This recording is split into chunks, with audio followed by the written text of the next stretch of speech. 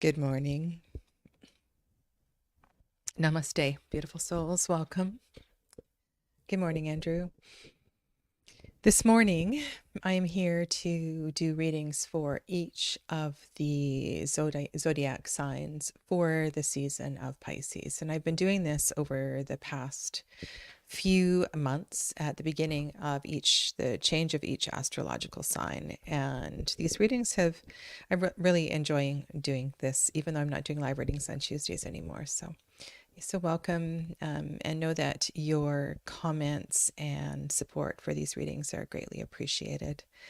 My name is Sadhana. I am a tarot reader and healer, and just really enjoy this work so very much. And I thought I would start by talking a little bit about where we are and what this season represents for me. I also want to acknowledge our friends in the Southern Hemisphere as well too. So where I live, we are transitioning towards spring, and I know in the Southern Hemisphere, you're moving towards fall. So if you are in the Southern Hemisphere, please let me know, and I'll do my best, if necessary, to bring in some of that as well too. The moon today is in Gemini. And these are cards from Patrick Fogarty's Living Wheel astrology cards. I really like his seasonal cards. I often put them on the table for just to remind me of where we are. And for some people, I know you're still in the deep of winter. This is his early spring card, and technically that doesn't happen till Aries season, but it does kind of feel like that where I am. The moon is waxing. And this is a building, and it's a growing energy. And over the next 2 weeks, this is an opportunity for all of us to put dynamic energy, into intentions, and to bring forth, and not to sit back and wait for things to happen. This is a time of doing. I pulled out a couple of cards from the moon oracle as well too. And so today is waxing air moon, gibbous, and the key word here is promotion. And then tomorrow we move into Cancer moon. This is a beautiful card. So this is the card for the first day, the first little bit of Pisces season. So Pisces season opens with a Cancer moon, and I feel that is so very fitting to have a water moon opening a water sign. So that feels really, really good to me. Now in where I am, the moon moves into Cancer 7:25 p.m. So just after that, the sun moves into Pisces about 45 minutes later. So today we are a little bit ahead of the sun, and I think this is great for looking ahead, for planning, perhaps for reassessing, resetting intentions, all of those things. And then another thing I think is important to keep in mind, I know many of you are tarot readers. When we're looking at Golden Dawn based decks, Pisces is represented by the energy of the moon. Let's see if I can zoom in here a little bit for you.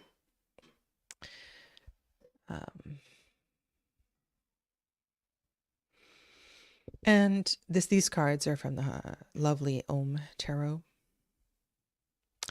it's a very haunting energy. And I feel that more than anything in this season,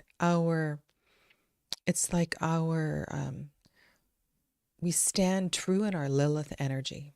Now, that might mean something different for different people. What that means for me is we own our darkness. We own our femininity. We stand in the curiosity and the strength and the power of our intuition.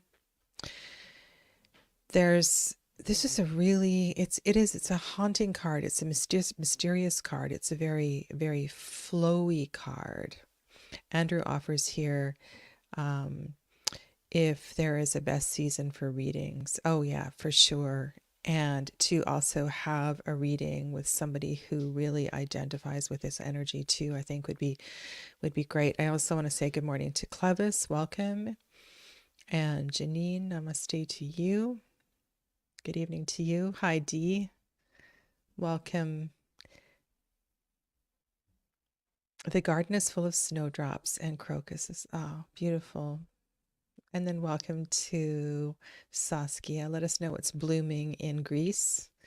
And welcome, hello to Amelia. Anything blooming where you are? I wonder if this crocus is coming up where you are yet.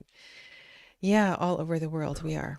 So the other piece too is that with this card representing Pisces season, in a way, and just Pisces season in general being the close of the zodiacal year, for me, it carries a there's a heaviness to it in that it's like I don't know if I would say a sponge exactly, but it absorbs all of the previous energy.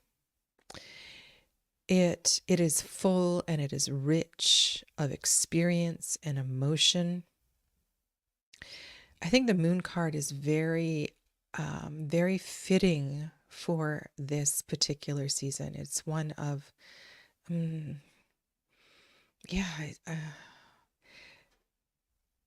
it's hard to describe. It really is. Now, if we go to the minor arcana, now these ones look a little different. So some of them will look familiar.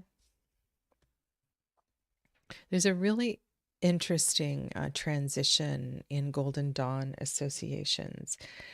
When we go from the last decan of Aquarius into the first decan of Pisces, and we transition from the Seven of Swords to the Eight of Cups, this journey takes on a new energy. It takes on an energy of greater passion. And I think that this word is really fitting. I feel like this card matches this energy so well.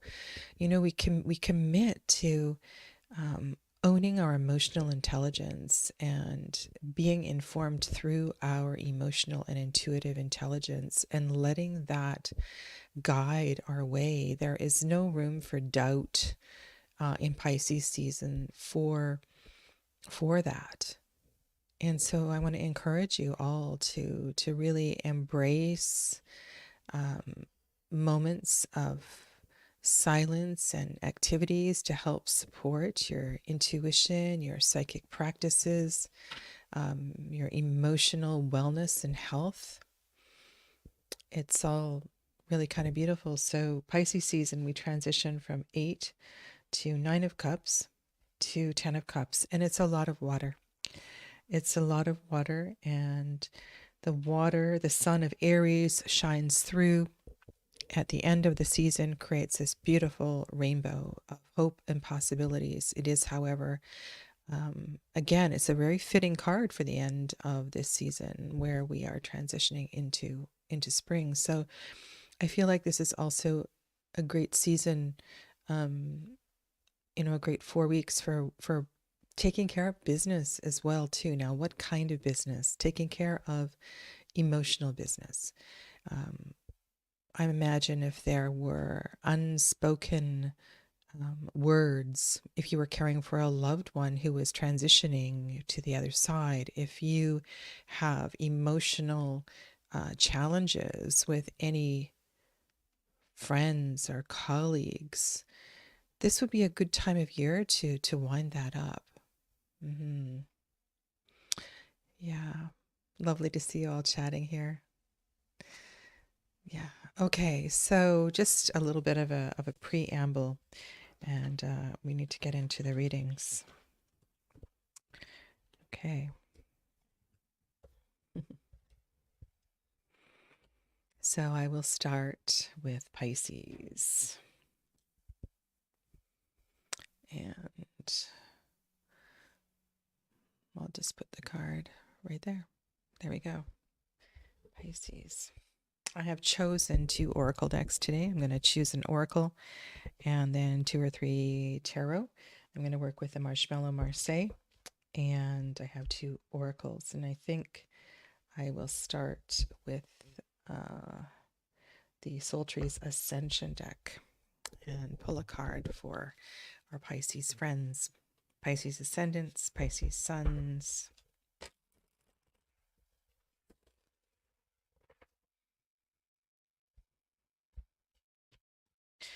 For those of you who have strong Pisces energy in your chart, I hold grand, expansive space for you.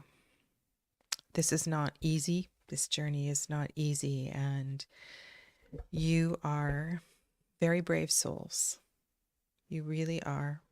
And I admire your work, and I admire your commitment. And please know that if you ever need additional support, that I'm here to help you on your journey. I recognize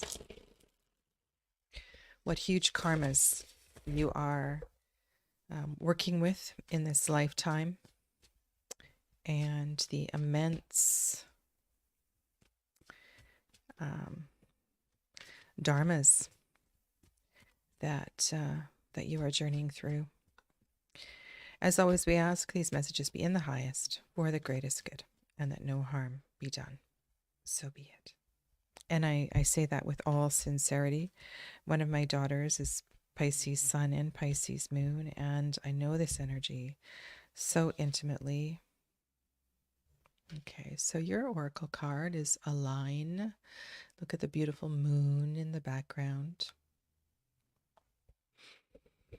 Remember, when things become overwhelming, you have a lot of skills in your toolbox. And your greatest challenge, one of your greatest challenges, is being practical.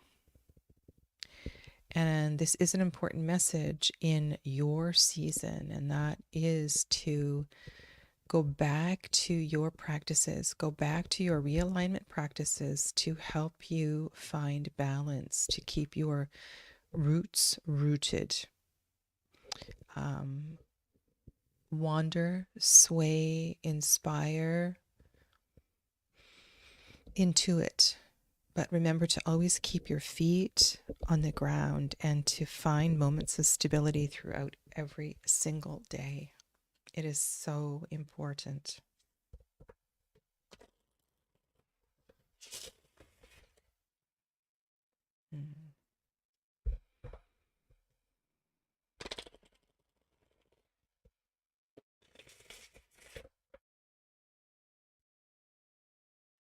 I love the early blossoms on that tree in the moonlight. It's so beautiful.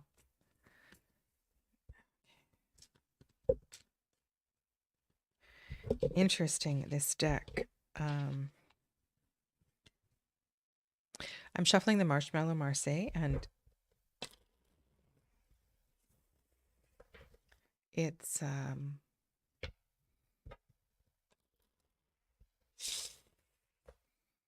I'm not sure the cardstock is going to hold up. It feels like it's getting a little fat. Okay. I think they were sorted, so I just wanted to give them a really good shuffle. Oh, what a fitting card. Okay. 2 of Swords. 2s, of course, relating again to balance. Balance of air. Balance of air. Your ideas are also important. And sorry, Amber's on my cords. One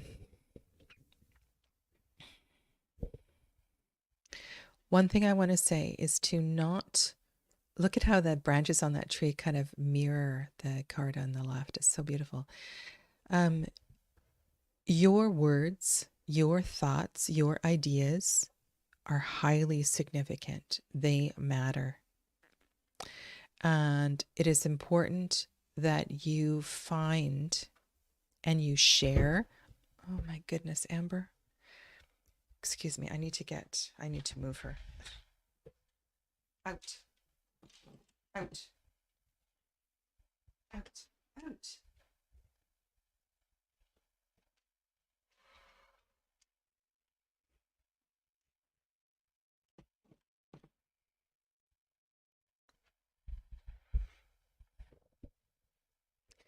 Sorry about that. Big dog, sleeping on cords, bouncing tables.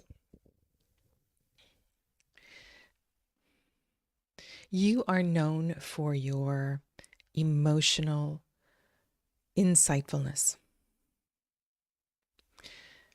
Finding and sharing your words, your thoughts, your ideas is a part of your alignment process.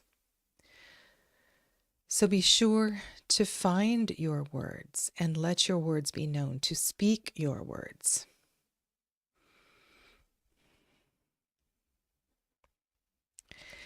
This is a part of your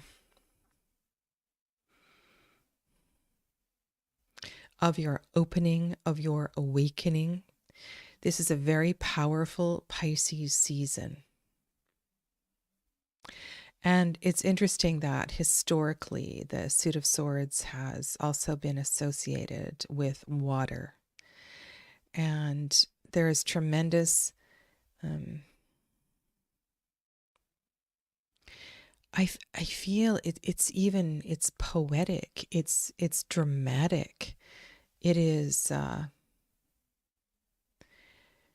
if you imagine yourself wandering through a moon card, this is you emerging through the water, this beautiful soul emerging through the water and taking that breath of air and I don't know how to explain this. It's like you have this potential to change everything. And I feel that you will find a resettling. All of a sudden, things will begin to make sense if you let your voice be heard. This is a big time of change for you. And when I look at the journey from the 2 to the 10 of Swords, that is a huge range of experience. It feels like this month is full of opportunities. And if you don't see those opportunities, to create them.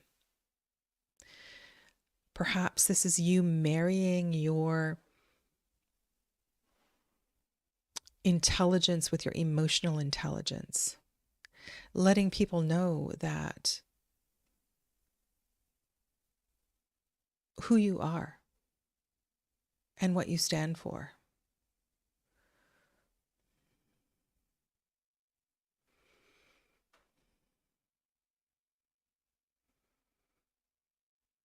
Feel your throat chakra.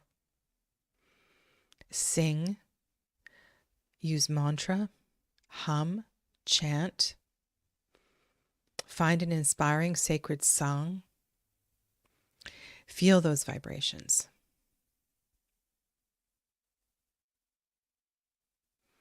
This is so interesting to me. Like this feels very energetic. This is about you realigning the element of air and finding strength through the element of air.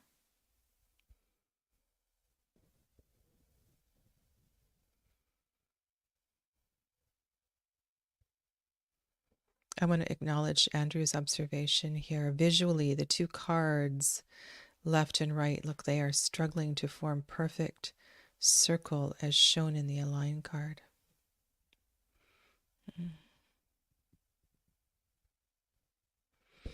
And then when I read Andrew's words, I think about the struggle my daughter has had to Maintain circles, cacao circles, chanting circles, spiritual circles.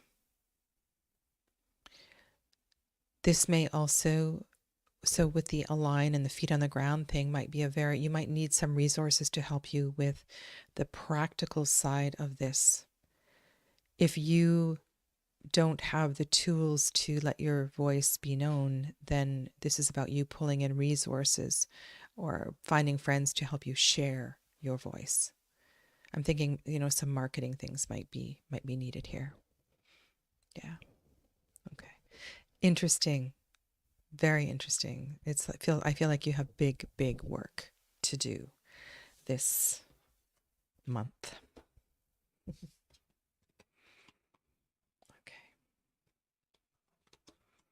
And I want to say blessings to each and every one of you.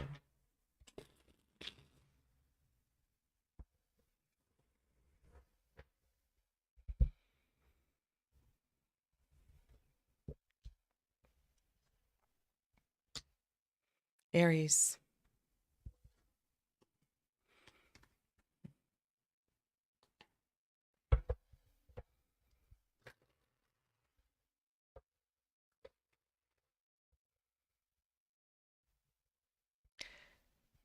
My Aries friends, don't rush. Don't rush into this. Thank you, Amelia.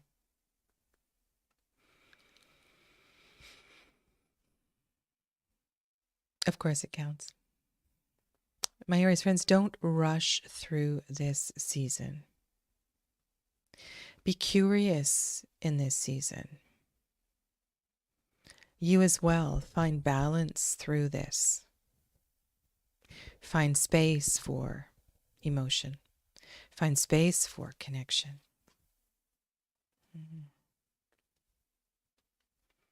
Exhale a little more.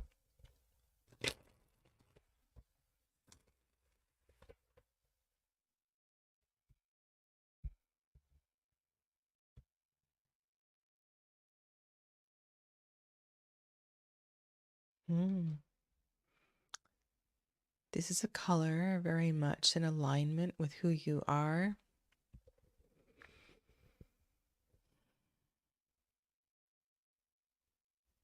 What does this feel like to you?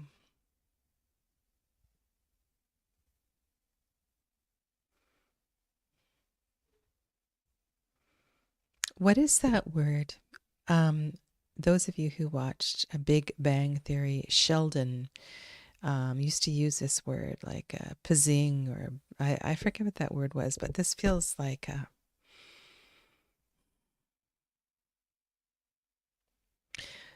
so if I go back to what I just said about not rushing through Pisces season because of its wateriness and perhaps your discomfort with it. Through that, this is where you may find a brilliant and inspiring synchronicity.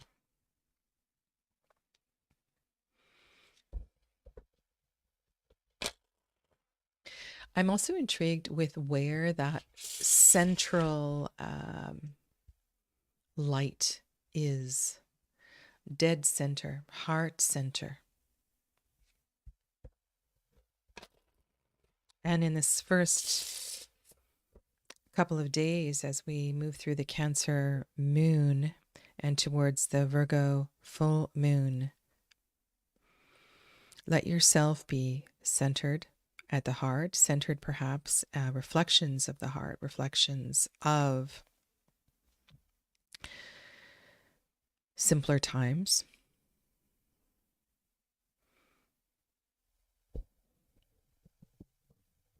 Be aware. Maybe for the first time in your life, take note of a dream. Yes, Dee. I think it was bazinga. This feels like a bazinga for you. The cards are cutting beautifully. Okay.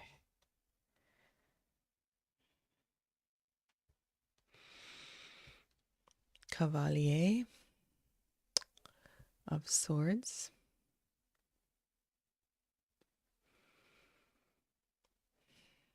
he looks focused. He looks focused on the sword. He looks focused on the potential of the sword. Hi, Laura.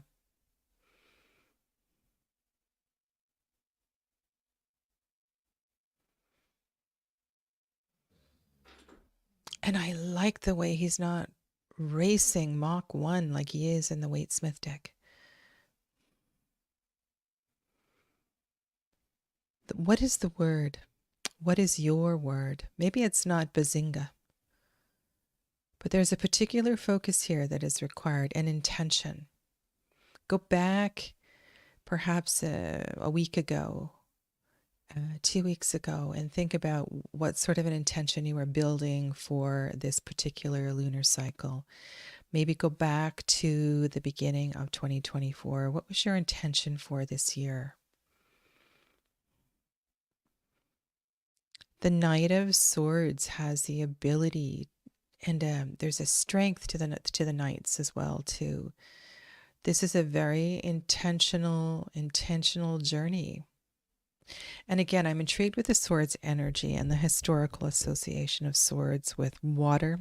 I'm sure some of you may even use decks where swords are associated with water. They are a challenging energy, but they also pierce through something and allow us to come to the center, to the heart.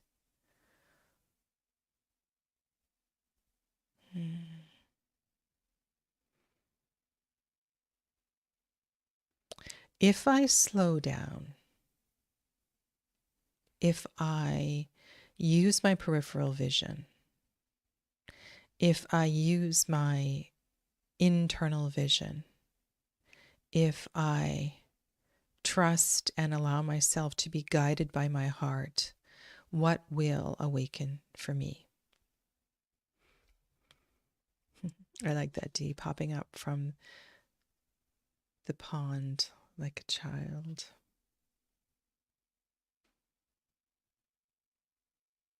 Okay, so this feels very personal. Very personal. Now, these two figures are going in different directions. Different directions. I think I'll pull a third card for you. And yet, and maybe, maybe you were not clear when you set intentions earlier this year. Or you had so many inspiring ideas. It was like, yeah, I'm going to do this and I'm going to do this. And I feel like there are two things that are diverging your focus away from that card in the center.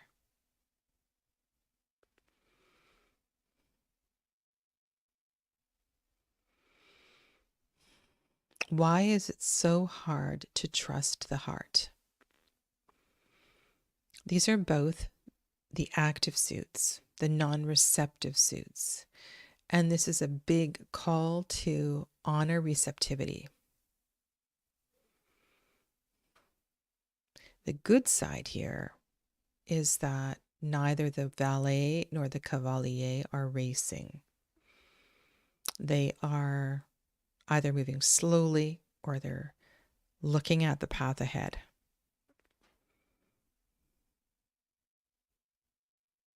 So I would start with a list of perhaps 4 or 5 intentions or questions about what is it that would fill my heart this next few weeks? How can I bring greater peace and harmony to my heart space?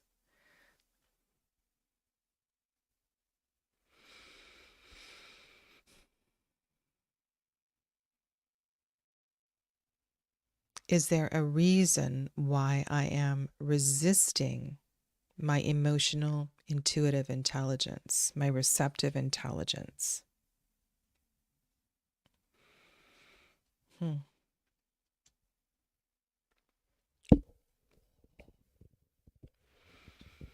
I think this is a brilliant card for you.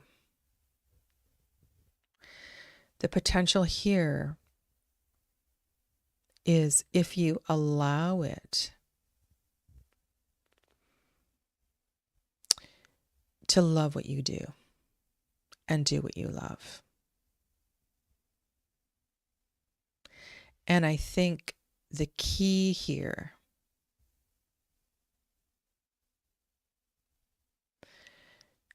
is that word allow. I keep hearing the word prove, and I think that is a word you could consider putting on the back shelf for a little while.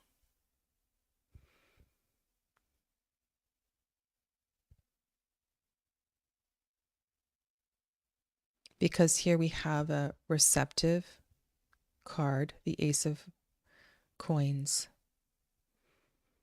inviting you. And it's almost as if this Ace of Coins is here. So the Ace of Coins takes us into the material world, the practical world, this world, the place that we are. And your synchronicity allows. I feel like that card, the first card, is really important.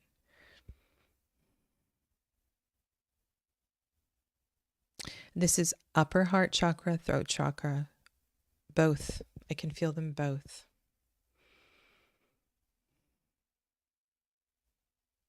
So work on expressing this, and you will find your way to this point of synchronicity where everything makes a little more sense. This feels like a very similar message to the Pisces message, but for you it's going to bring some tremendous satisfaction. Okay, I hope that helps.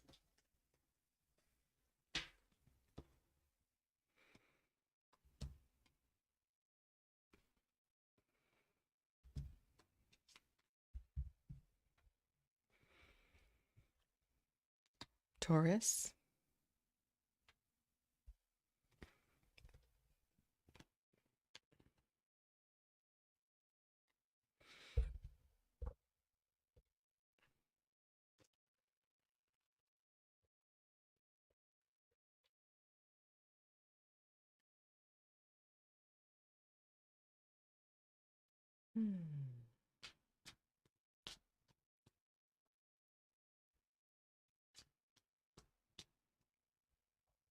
When I think of this combination of earth and water and the amount of water that is reflected through Pisces season, I am reminded of the energy of mud.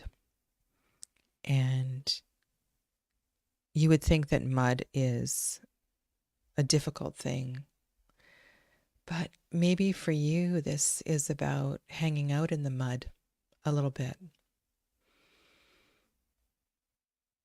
Being in the sticky bits, embracing the sticky bits.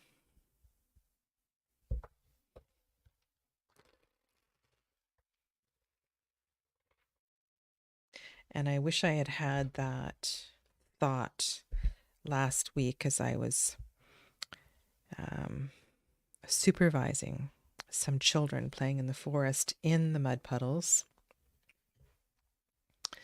It was a bit of a Lord of the Flies situation, and I was trying to find spirit in that moment. And my goodness, did those kids know how to embrace the mud. So just a thought about hanging out a little longer in the sticky situations. This is a message for Taurus for Pisces season. Now, naturally,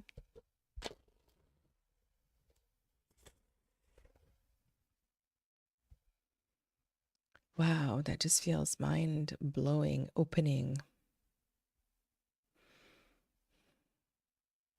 If you hang out in the mud, that is where your answer will be revealed. So let's not, think of all the healing properties of mud too.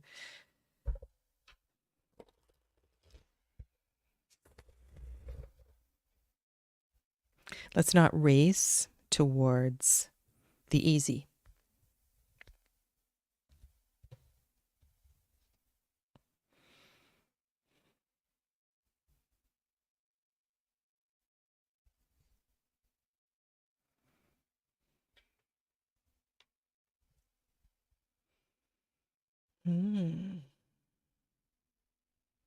I wonder if that initial thought I can weave in here.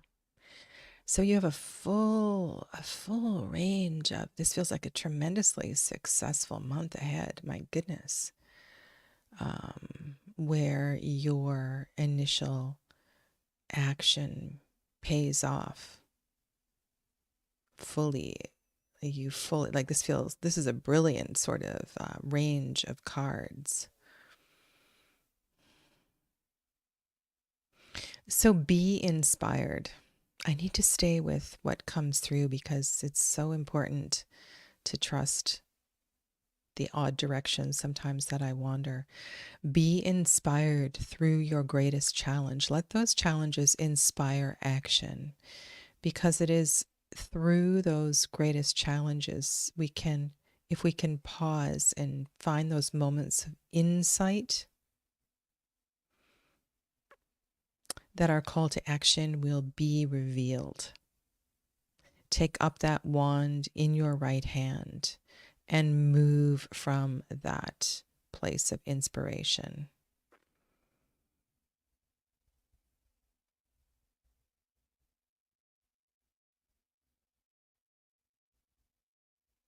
Oh, that's good information, Laura.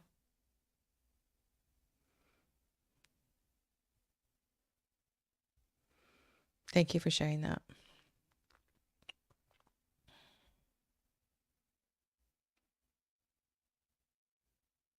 With the 10 of Pentacles there, this can be very rich in meaning. It can be layered through generations, through ancestry. It can spread wide through a lot of experiences. I feel like this card, this range of card, can also be a symbol of a lot of things falling into place. And maybe you have been resistant to act because you have been struggling. Maybe this is your time to be the one to initiate. This card of initiation is really important, and it's through that.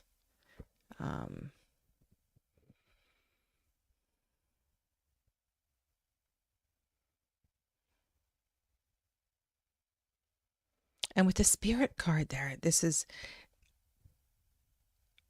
it's funny, I'm going Taurus, okay, Hierophant, Spirit, 5, 6, 7 of Pentacles. It's almost like this is a fast forward for you. And there's this other really interesting connection. So we're having a Virgo full moon in about a week's time. This is a Virgo card. So I'm wondering if this speaks to that as well too, and the fullness of the energy and the timing of that. That perhaps your message simply addresses this first portion of Pisces season and how important the beginning of this season is for you. And it feels like it lifts you up out of that mud and helps you to find your inspiration.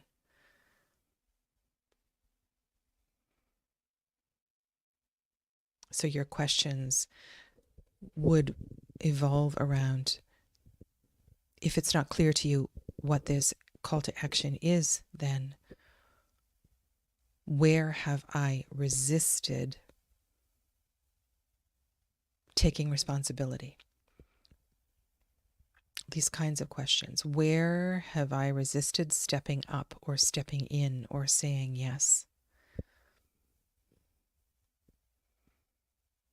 And sometimes in these situations, there's other things that need to fall away, perhaps temporarily.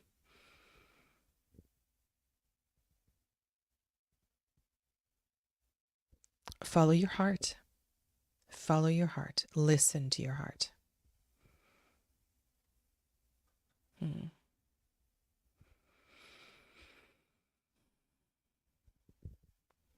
These themes are very, very connected, and they're bringing us to a richness and a fulfillment and a fullness of the end of this zodiacal year. They're asking us to participate, to reflect and consider, and not sit back.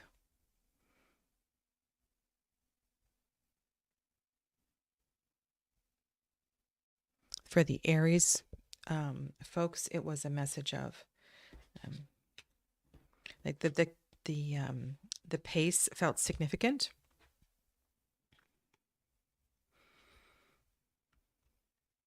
All right. Gemini.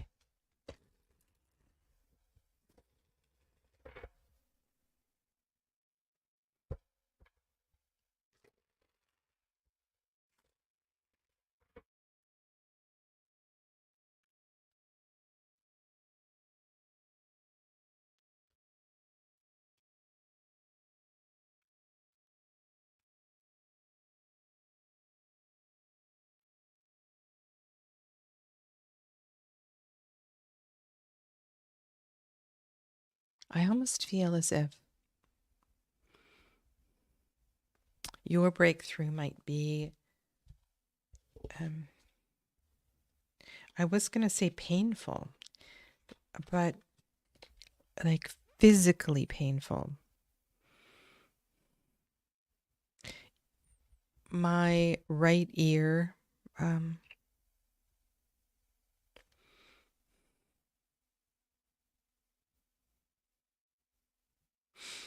almost like it's necessary to break down before you break through. And in that message, there's this message of let go and let God. Surrender is part of the process, part of the healing process.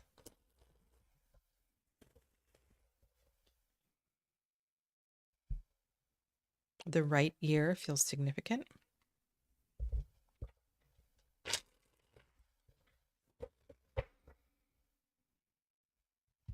The right ear would be connected to the receptive side.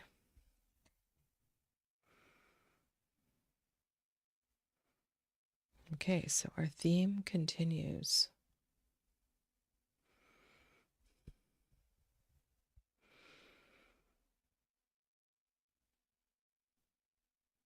This feels like a card of gratitude practice, of much like the Aries card, slow down, observe. But in this case, the focus is on all that is around and all that is with you. So much potential lies here.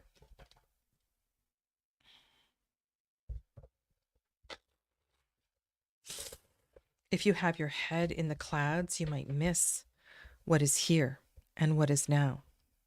So every morning when you wake up, just pause for a moment, take an inhale and exhale breath, and remind yourself all that you have and what you are grateful for.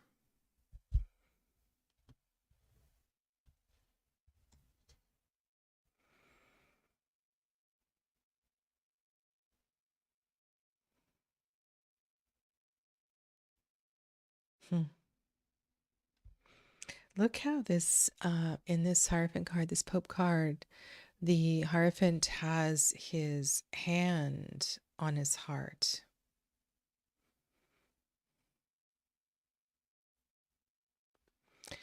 The Pope card is very deeply connected to the Prosper card.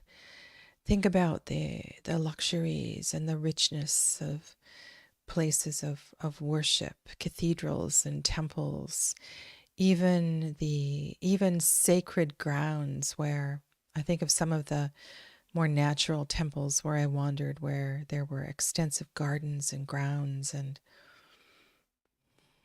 how spirit can move through. And I want to weave in what Dee said, grounding in gratitude, being grateful for all that we are, all that we have, this life that we have. Be grateful for being here.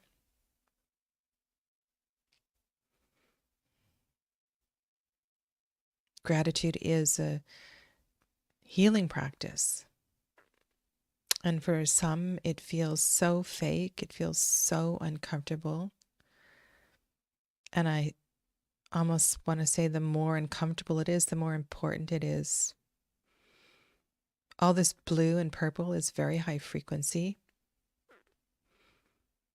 Let spirit move through you.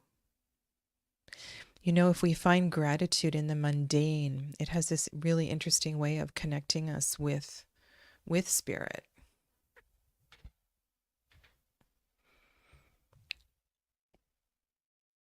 There's lots of books about simplicity, and maybe this is what this is for you. Honestly feeling spirit move through.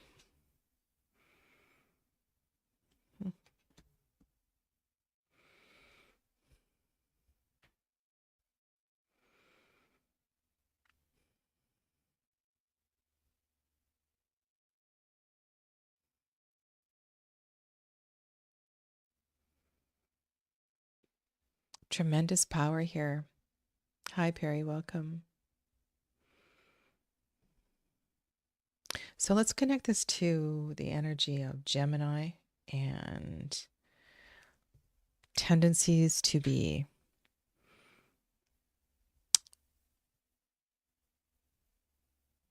in the mind, over analyzing perhaps.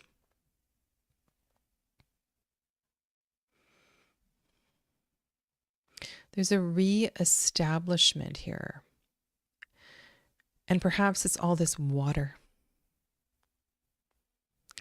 The wateriness of Pisces that's asking you to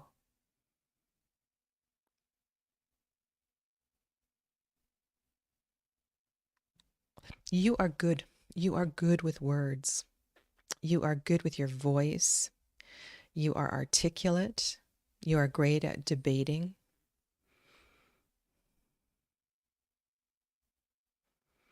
And so I feel there's an invitation here to use this in a way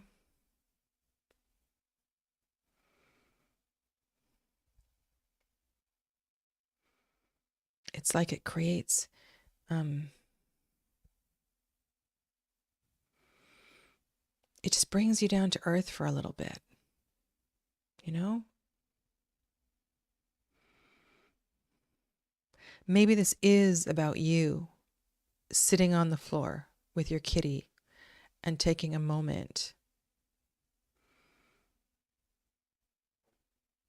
to connect with your cat or your dog. Maybe this is about you taking your grandkids to the wildlife park. I don't know. But there's this reflection of, you know, who am I and where does my strength come from? And my strength, yes, part of your strength is in your intellect. Undoubtedly, there's no question how clever you are. But that needs to find a place to land. And so take this month to let it land, to let it ground, to let it settle. Connect. Connect. Connect with yourself. Connect with others. There's a humility in all of this as well, too.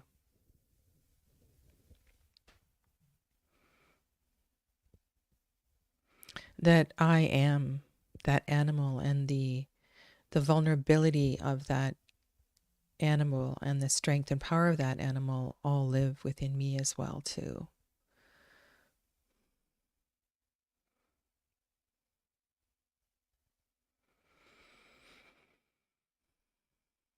Mm.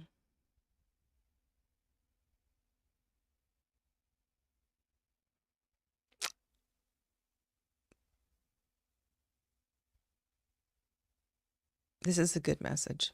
This is a good message. And I'm going to share this with somebody who has a lot of this energy that I know is not watching today.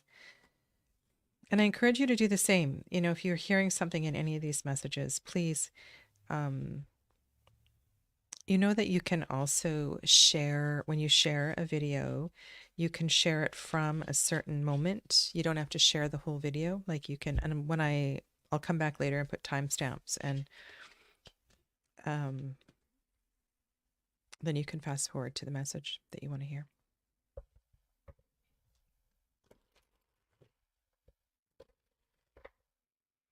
Cancer, our second water sign today. We start Pisces season in a Cancer moon. So you'll be feeling this strongly if you are one of those souls that has Cancer moon, Cancer sun, maybe Cancer ascendant, Cancer moon.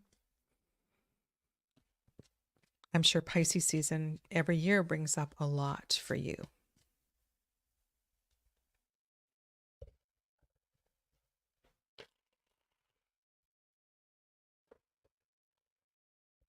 And what I was saying at the beginning about letting this month be a month of closing things emotionally, or finding the courage to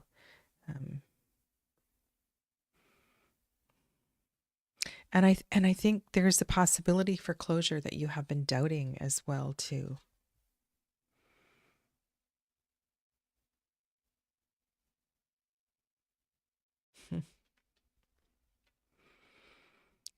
Do you know there was a children's book, and I think the little boy ran away and he went to live on the mountain, and he made his home in a tree, and he befriended the animals.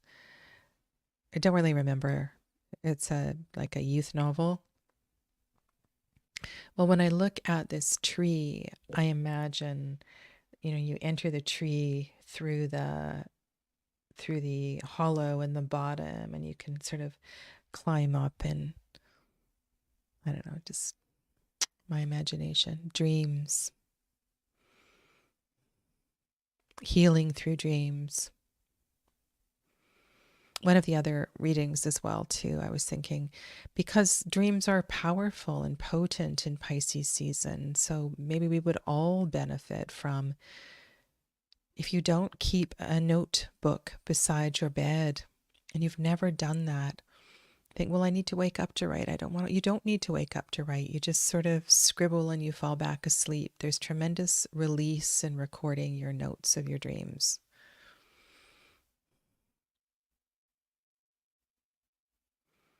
And healing as well too.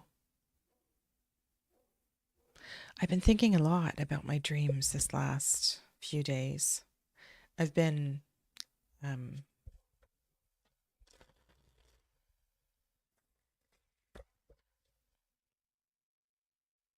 moving through a mild infection, and it's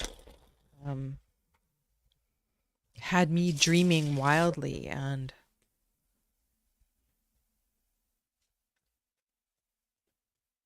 it's almost like the infection led me to these dreams.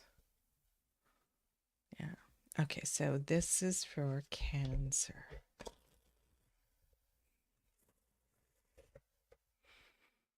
Nobody knows the name of that book. Okay, I'll have to think about it. It might be called The Other Side of the Mountain, but I'm not sure. And I don't remember when or where I read it. Oh, moon and sun. Okay. Moon and sun.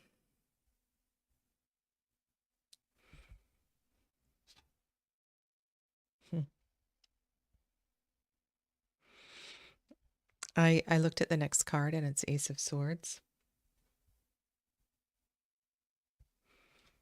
Does it look like there's a sword here? Maybe it's probably a light and a reflection of a light.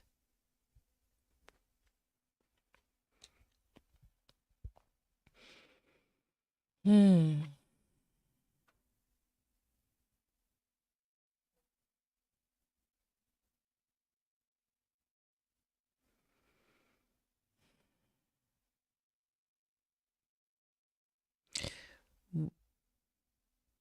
What would it take to commit to a month connecting to your dreams?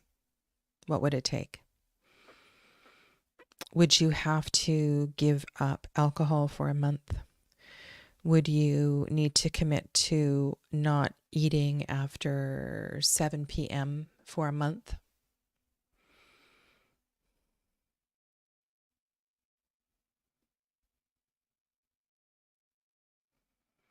Would you need to go to bed before your partner?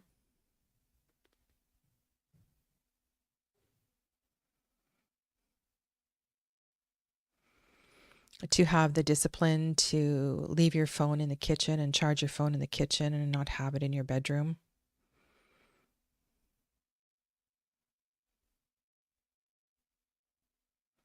I don't know. I'm just asking all these questions because I know a lot of people don't sleep well. And if we don't sleep well, it's difficult to really benefit from dream work. Because it feels like with the Sun card as the second card and the Ace of Swords as the next card, that this is really important. Pisces season, Moon card, Dream card, Cancer, Water. This feels really like a huge invitation.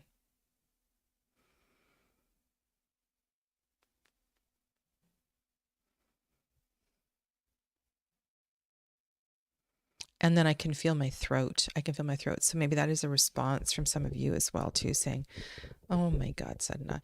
But it's really important. It's really important to prepare our dream temple. And I love that language. That came to me through Carmen from when we were doing the Fularkos Tarot deep dive. It's a deep dive I did on my channel. Beautiful deck, by the way, dream deck. You might want to work with that deck this month. Yeah. What would it take for you to commit to your dreams for a month? I think that's your challenge here. And to know that this energy and clarity that's on the other side of that says, yes, yes, this is going to take me through and to the path of revitalization, of health and wellness. And again, I can hear myself talking to one of my Cancer friends, like, yeah, this is a really good message for them.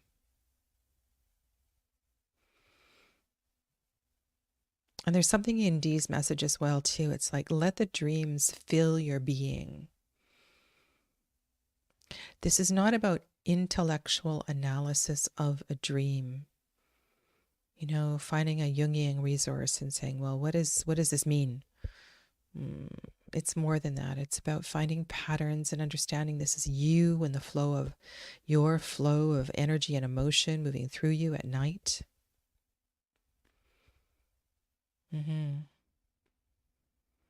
There's tremendous potential here for you to find clarity if you allow this. Does this mean you go camp out in your tree? Because that's the place where it's peaceful and quiet and you can listen to the wildlife howling at night. I don't know.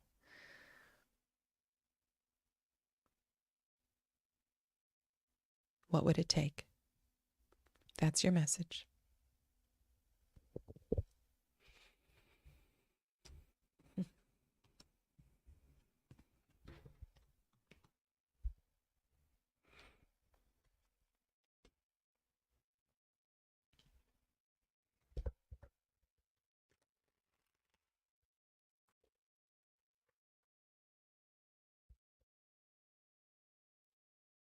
Leo.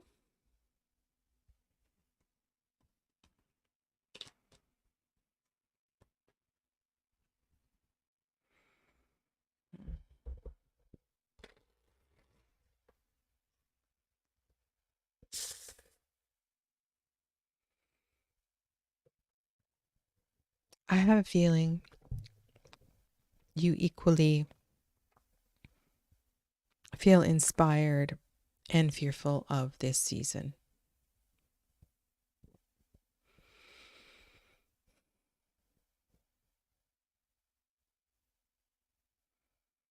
It's almost like it's your, I know it's not your 180-degree axis, but it's the boldness of Leo. This is the boldness of water. This is that's a bold counterpart for you.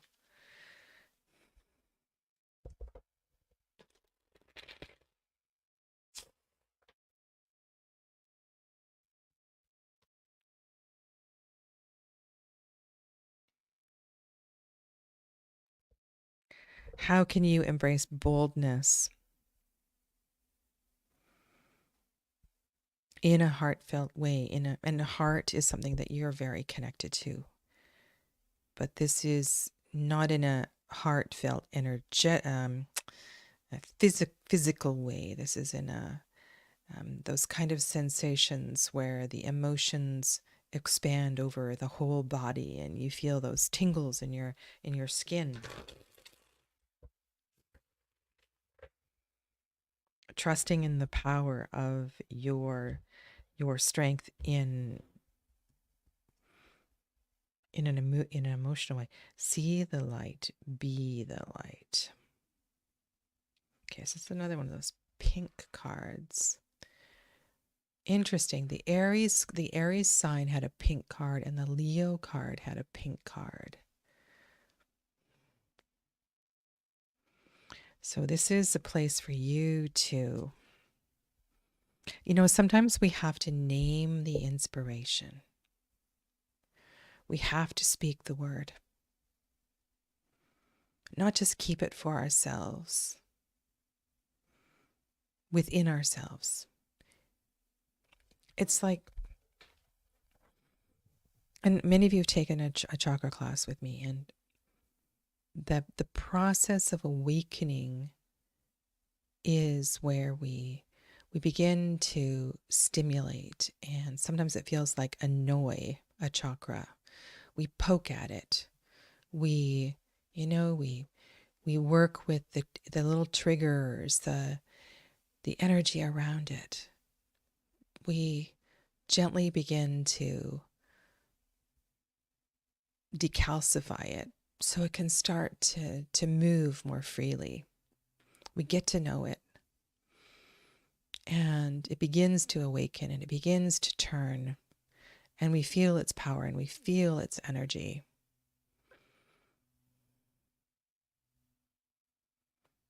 And this doesn't feel like something that has been calcified. It feels like something that maybe, I don't know, has somebody said something to you like, or expressed an opinion of not wanting you to express your spirituality. But this is for you. This is for you to say that, name the light and be in the light and live and love that joy for you and for your healing.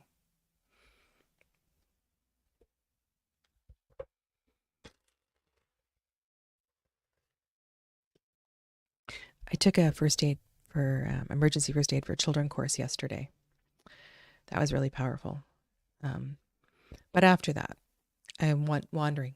I was in town, and I went to, I knew there was a gem store not too far from where I was, and wandered to that store and found out they were closing, and they had a closing sale. Everything was mostly 50% off. And my partner was waiting for me, and it's not the kind of store that he would wander around in. But I just texted him. I told him the address where I was, and I was going to be a little while.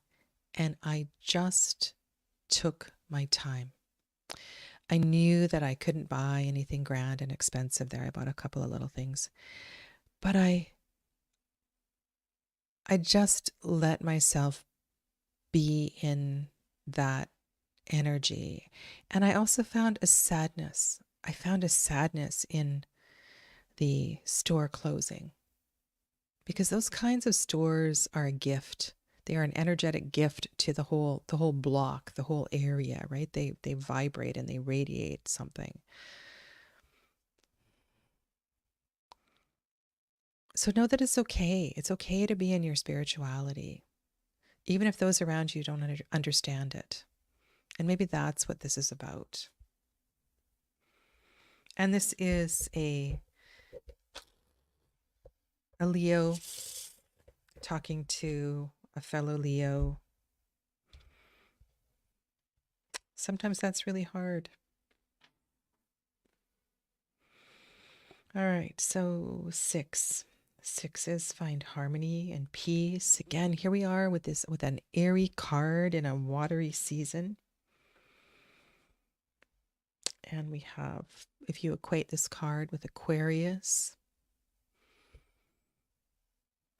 both of these cards feel like air journeys, like spaceship journeys. 6 of Swords almost looks like a spaceship of sorts. A UFO.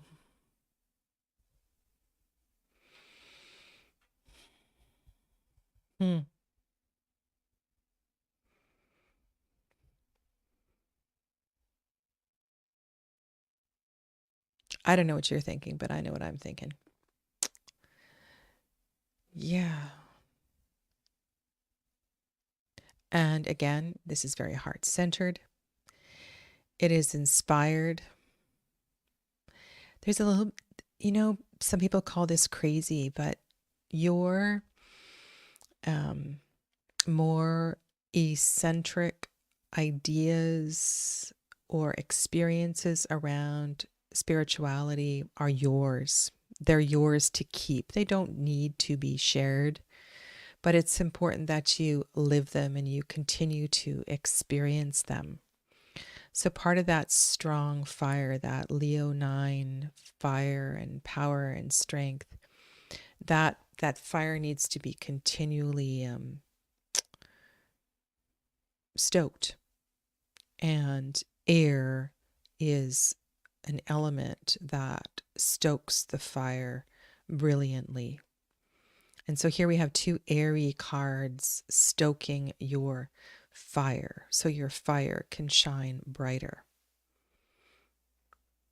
You see, there's a gift in looking at the cards elementally and understanding them elementally.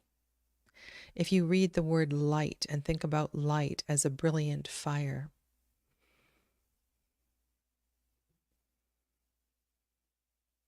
so how might you do this? I'm thinking to myself, there is a fellow yogi who was doing a Bhagavad Gita sadhana. Now, the Bhagavad Gita is about language and words and poetry and ancient languages and messages from spirit. Something like that. It's very heady. It's also, it is heady. Would stoke the fire.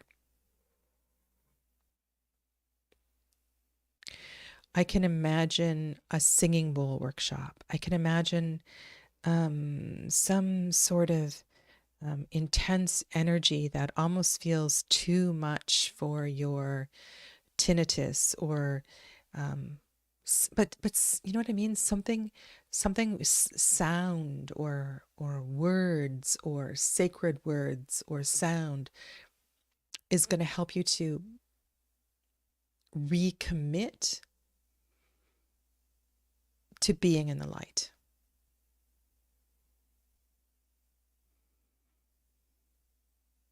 You can look at that 6, all 6s as connected to sun, very much connected to you. Now this would be fixed air. So there's another that really reinforces this idea of the star card. This is an Aquarius card.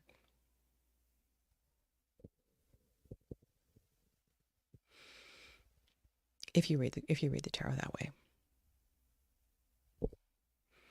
Do you understand what I'm saying here?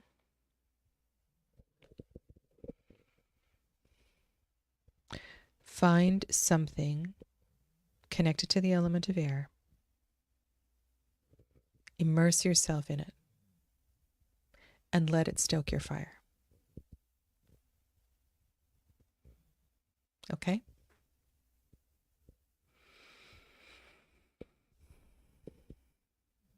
Just one. It's just a month. Just a month. Yeah.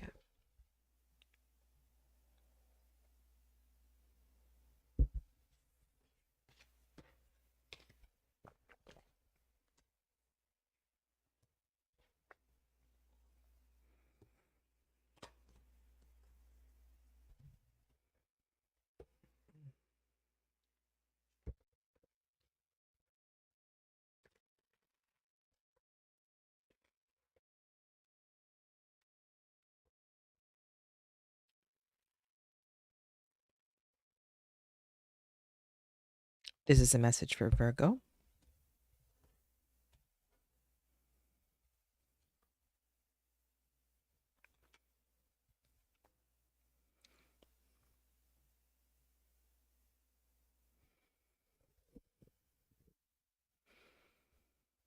So if we look at this quite simply, I'd say be less concerned with what is without.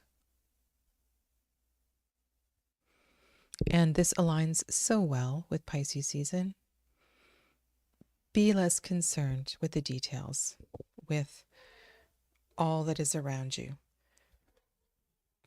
This card gives you permission to spend time in self-care, self-love. All of these readings are a slight variation of the same message, and I think that has to do with the strength of Pisces season.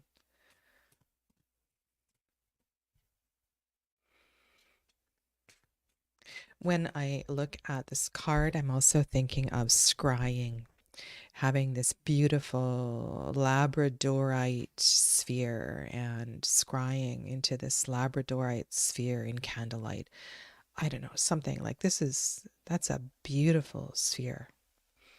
Maybe you have a sphere that looks a little bit like that. Maybe you have a lapis lazuli sphere with little cracks in it, little lines of white. Have you ever tried scrying?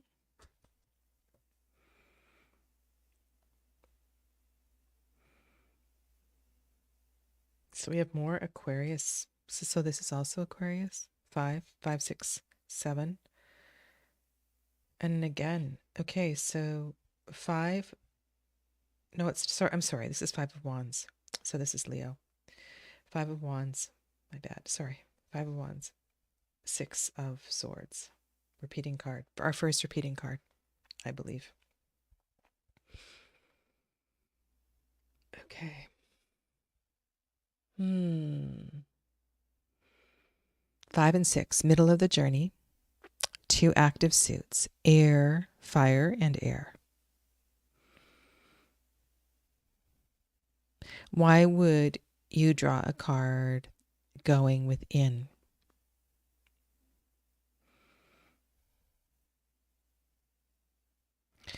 Because you can't fix everything. It's not up to you to fix everything.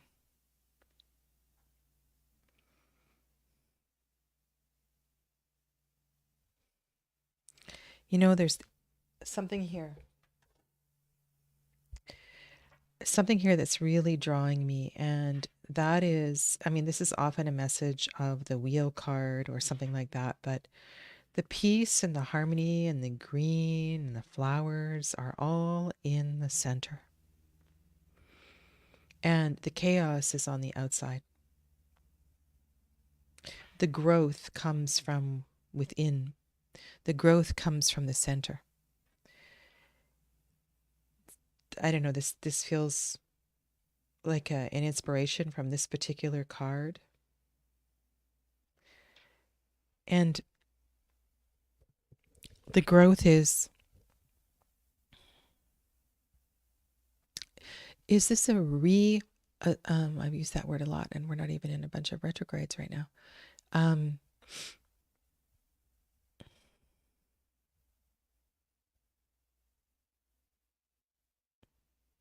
When I think of Five of Wands and what it stirs up in people, and the kind of feelings, this feels like an important message, like what I said about you can't fix everything.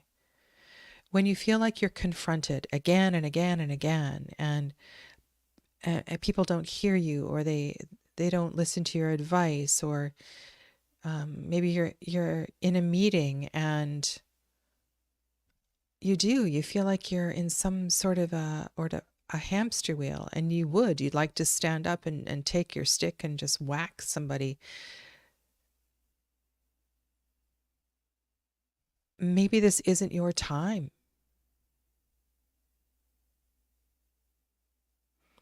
Maybe this isn't your time.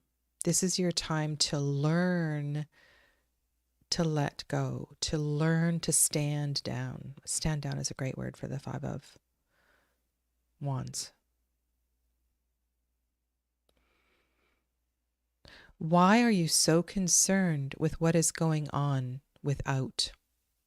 Because often the chaos without is a reflection of what the chaos within. So maybe this card for you is about dealing with the internal chaos and then finding that peace and spiritual release that comes through that. Six of Swords is such a beautiful card. Okay, so here you are. Look at your confrontations. Look at your challenges.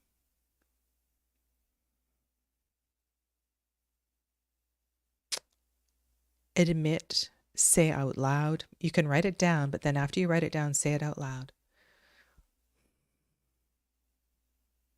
Find a mirror reflection of these external challenges for something that you are facing personally, and that's why you're being invited to go within. So you can move through the spiritual sort of release and expansion of the Six of Swords. It is a card of peace. It's a card of connecting more deeply with a lighter, more positive side of the energy of air. And maybe in the past you have found great success with resolving conflict and, being the challenger. But that's not what's important right now. Okay, so take your time with this and give this a think, because there is a reason why those external confrontations and challenges are not being settled right now. And it has to do with the internal discontent that needs some time and energy.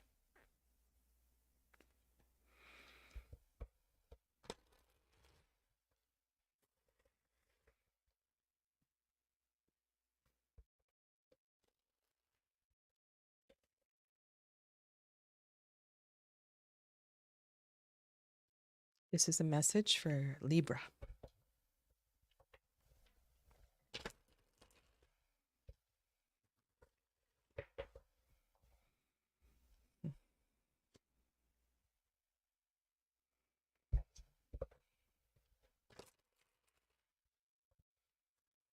What are we going to say about our pleaser in a season of deep emotions?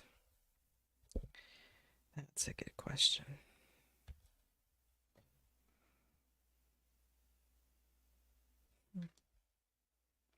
Duality. Nice Nice word for Libra. Nice practice for Libra, actually.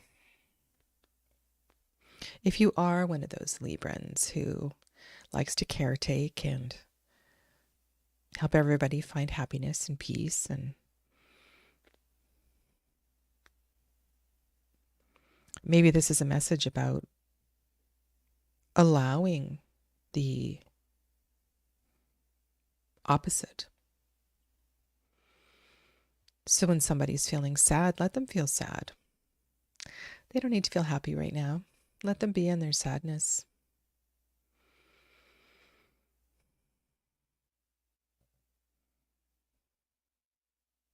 And if you're feeling a little uncomfortable with somebody who is skewing cheerful, let them linger in that and know that that indeed will be harmonized with its opposite.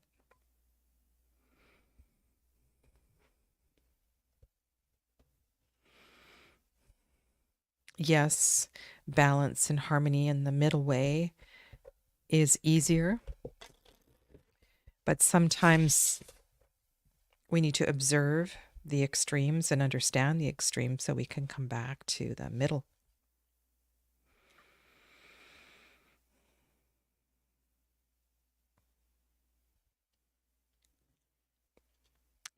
To allow,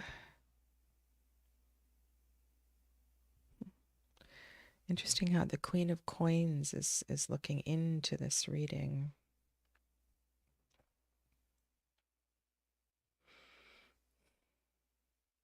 So with Queen of Swords being your primary court card association, I'm thinking Queen of Coins helps you to be here, to have your feet on the ground, to cook. And the reason I say that is, I mean, a lot of these messages today have asked us to be present.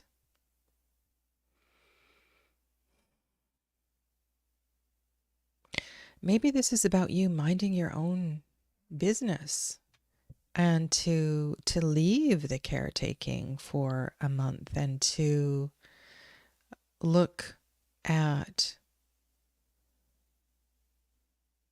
to be present with what is a little closer.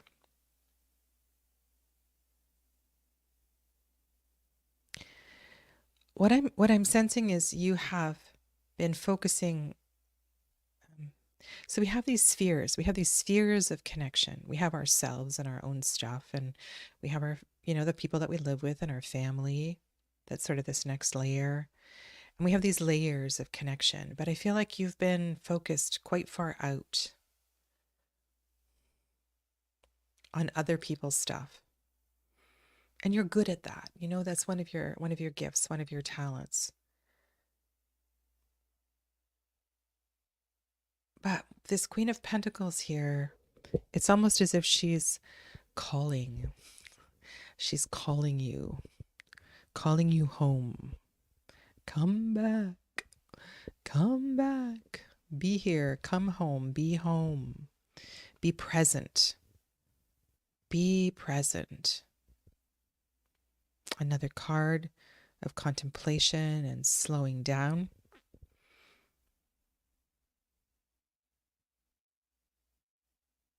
Because there is disparity within and closer at home as well, too. And this is where your attention is needed at this time.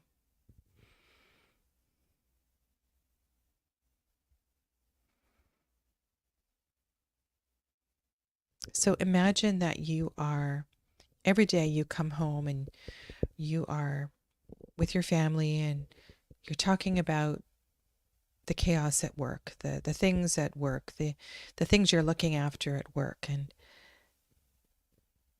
for a little while, you've forgotten about how your loved ones need you and how this wonderful skill that you have is not being applied closer to home. So there might be something with that. But also there's a harmonizing question within, because these readings are always about us individually, our own lessons and our own issues.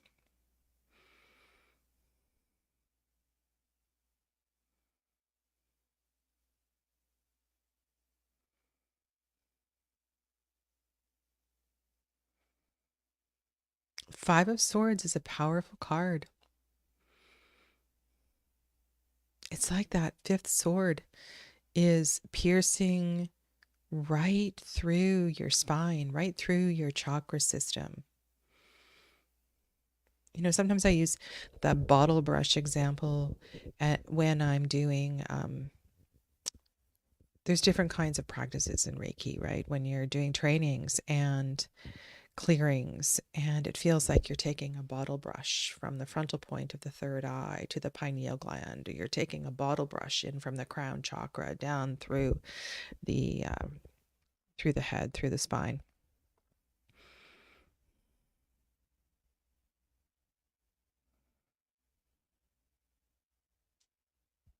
Come closer. Come closer and look at what is here at home.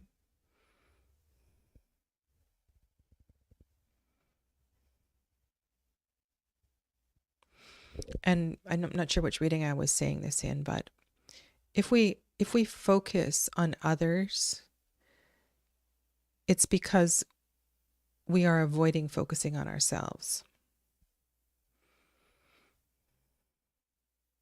And so this duality exists within you.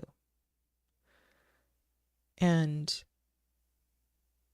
you know how much more comfortable that place of harmony is. So take some time. And maybe this is your month of a duality journal, an e-journal where you, and I don't mean electronic journal, I mean an emotional journal, an e-motion journal, where you write down, well, today I'm feeling, well, let's say energetic. Today I'm feeling energetic. That's your word for today. What is the opposite of that? Lethargic.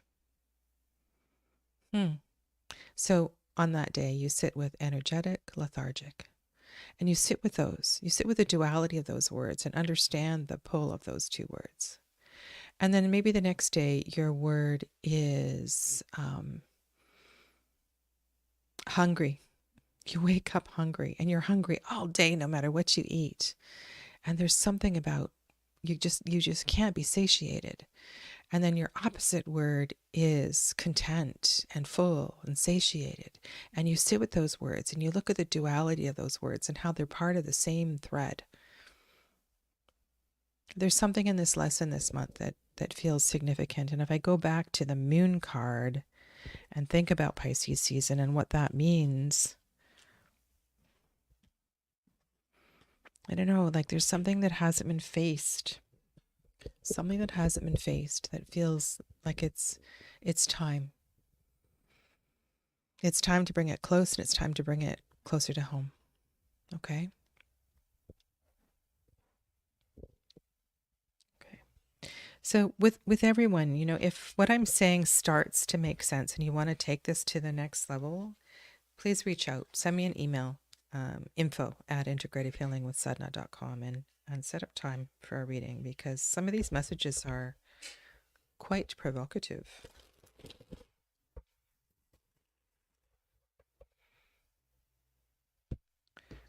Okay.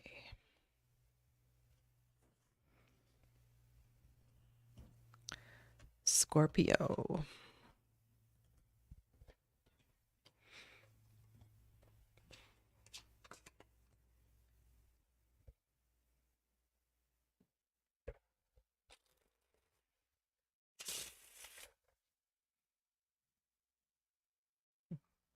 Our third water sign.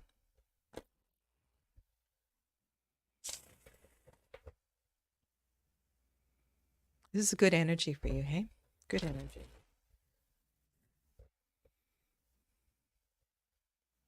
feel like it's inspiring. Pisces season is inspiring for Scorpios.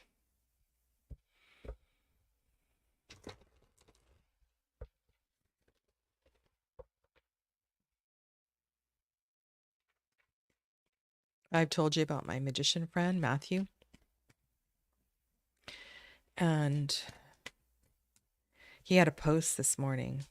He is so inspiring. Oh my God, he should be a life coach.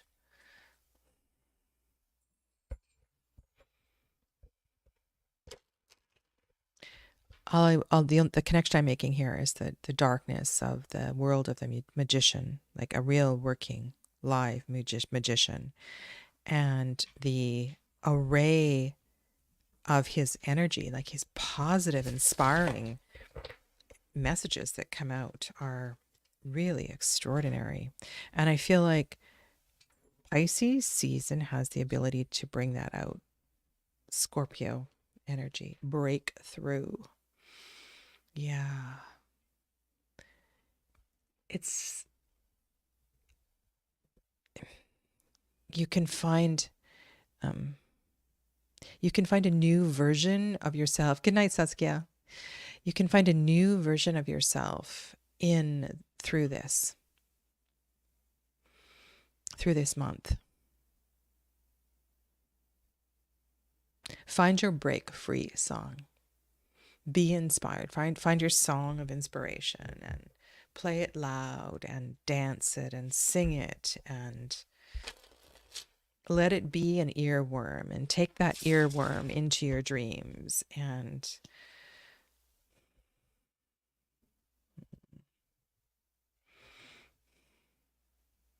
just know how inspiring you are in all of your darkness.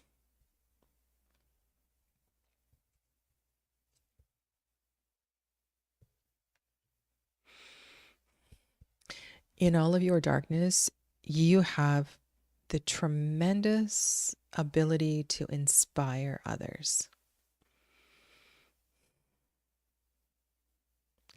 So move from a place of the heart and just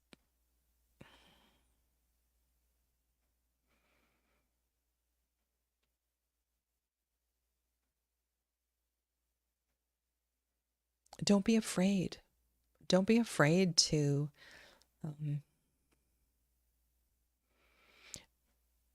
don't ever be afraid to be exactly who you are. Now, what are we going to do with this? So we have 8 of Swords, 2 of Wands. The 2 of Wands fits and aligns perfectly with Aries season and the awakening and the opening of spring.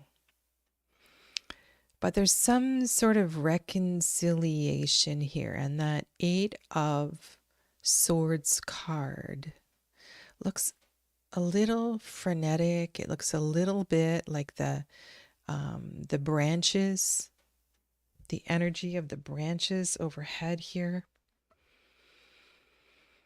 It feels like the nervous system being a little fried.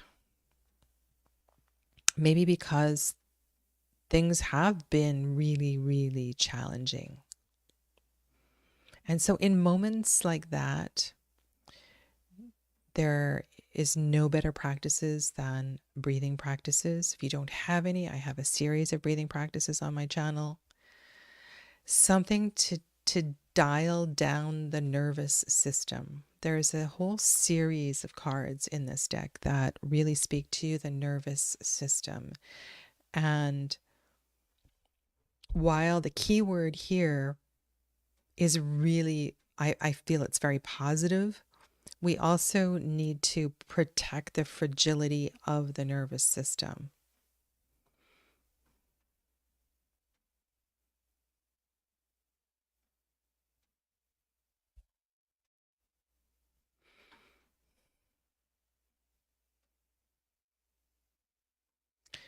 I said earlier, you have tremendous potential to inspire others.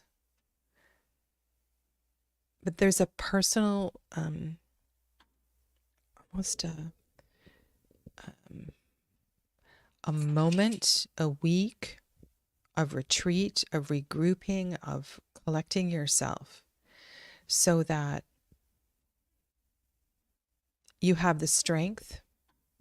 Like I can see you standing up and giving a TED talk, but the week before you do that, you are alone in seclusion, gathering yourself. So what does that mean for you? Not everybody's going to go out there and give a TED talk. What is your reveal?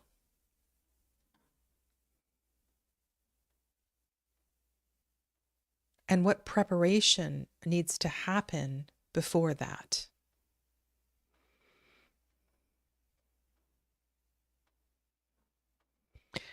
Because this is you coming out of the gate.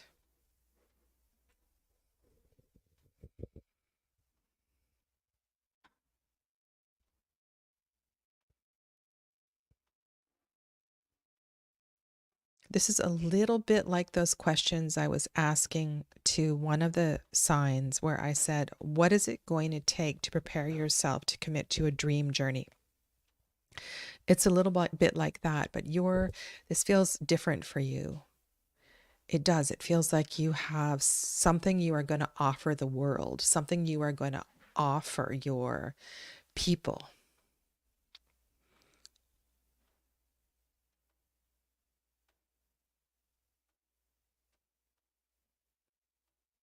So take the time for the preparation that is required before that happens, because I don't want you to burn yourself out. This is a lot of energy, and the energy needs to be managed.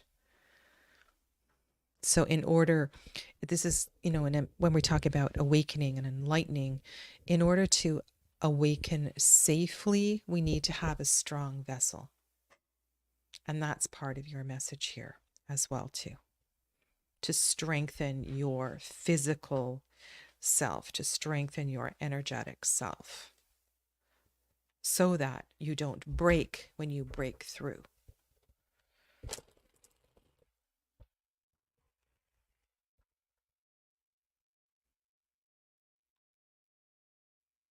Okay, I had a card that literally flew across the table, so I'm going to put that down for Sag.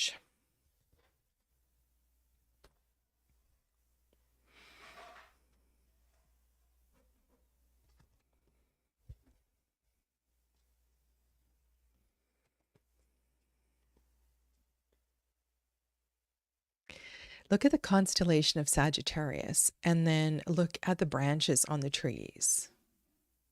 And then look at the keyword and understand how much potential you have there. You're welcome, Clevis.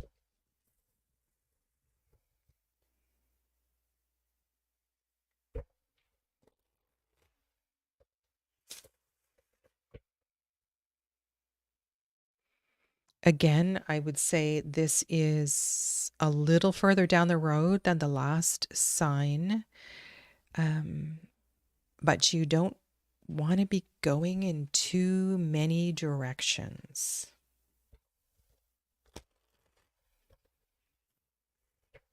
There are any number of possibilities.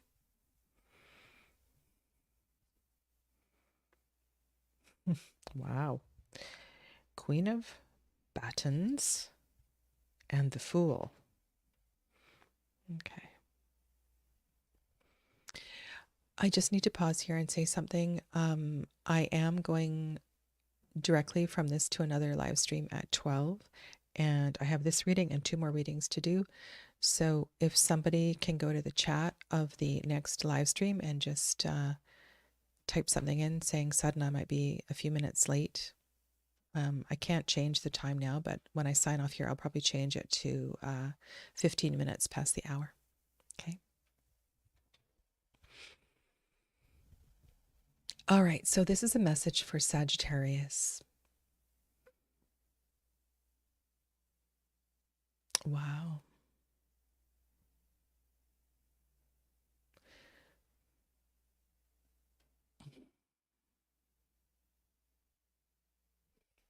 What can you learn and gather through Pisces season to take you into a whole new beginning in Aries season? You have tremendous amount of power.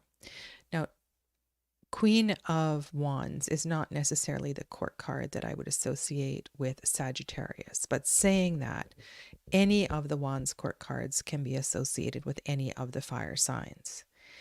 And this, don't let this be an impatience. Let this be a gathering of potential.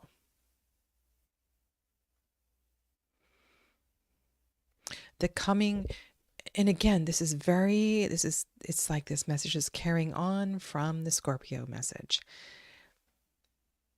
There are endless number of possibilities and directions to go. Know that this exhilaration that you have been feeling is real, that you can shine in any number of directions, and that yes, you will be taking off on a new trajectory. But in order to know which one of those trajectories to put or to maximize the energy,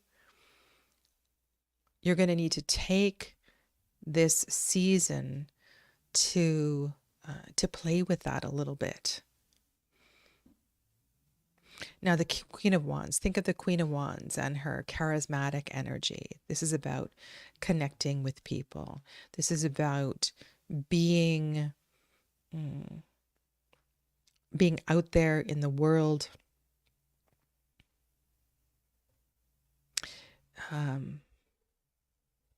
maybe reconnecting with groups or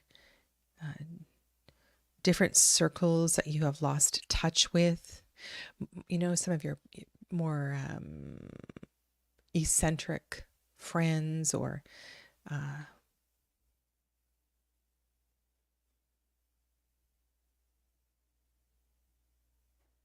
people that you haven't reached out to for a long time. And I don't know why. And maybe they're not eccentric, but you've just lost touch with them.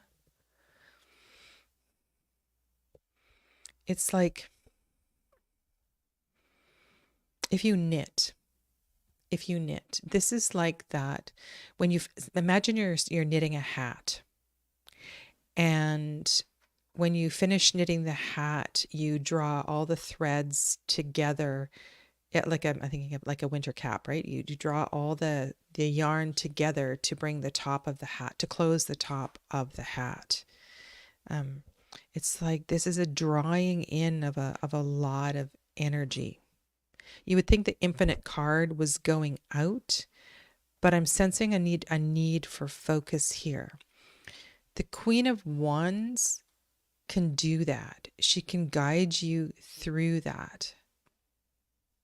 For a moment, for a week, for a couple of weeks, you may be looking at all these infinite possibilities that lie around you. And sure, go ahead, explore them. But by the middle of the month, really, I would say by the full moon, pick one, pick two, and put your energy and your money and your attention and your commitment into that, so that when you head off at the beginning of the new zodiacal year, you feel like your backpack, your knapsack, it's well packed. You have everything that you need.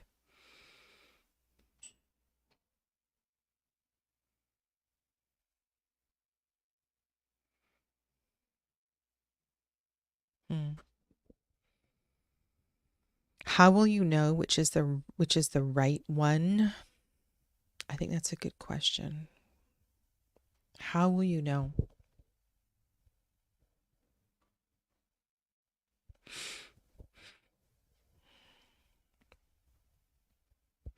Because when you say it aloud,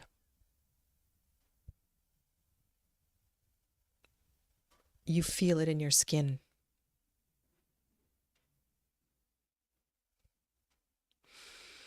When you say it out loud, you feel it in your skin.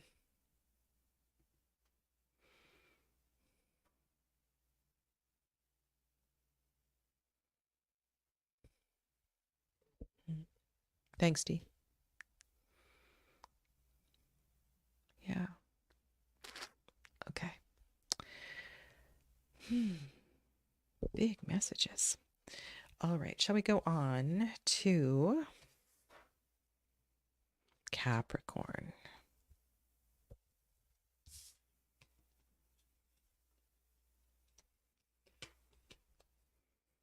Capricorn.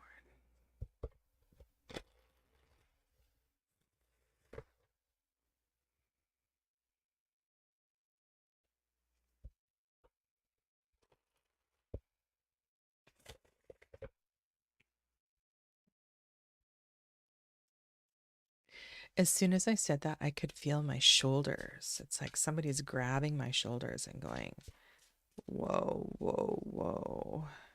I'm not ready for Pisces season. I'm not ready. Can we slow the horse down?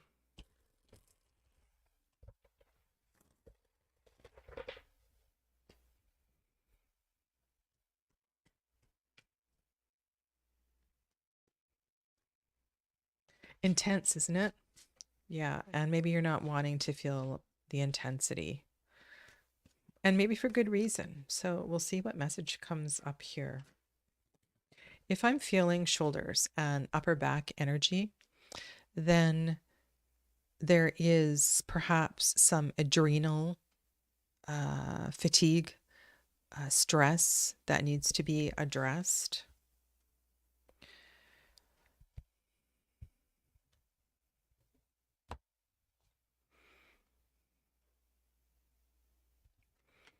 This is a beautiful card. Oh my goodness. I need to trust the physical sensations, messages in my body. Because the energy changed completely as I went into this reading. So part of that is make sure you're hydrated.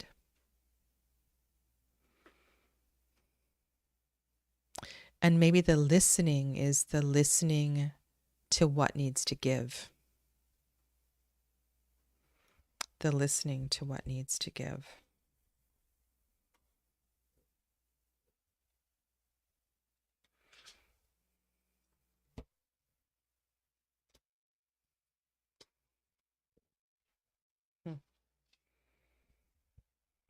Doesn't that, it almost looks like northern lights in the background there.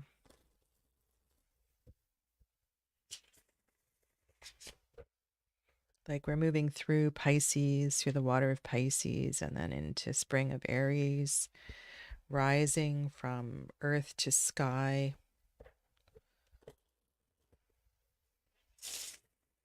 Couple of storms along the way.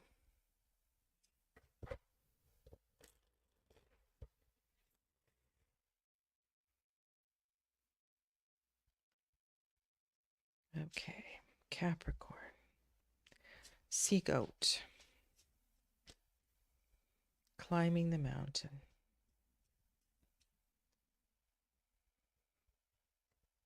Listen to the rhythm of the falling rain.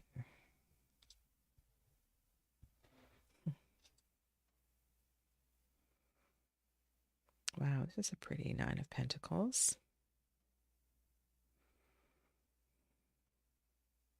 This is a comfortable, I suppose, comfortable energy for you. This is Virgo energy.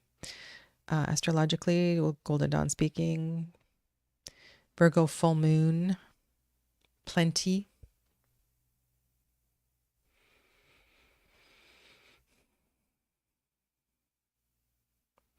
Nine Pentacles. That'll help slow you down. That's a lot of weight in your cart.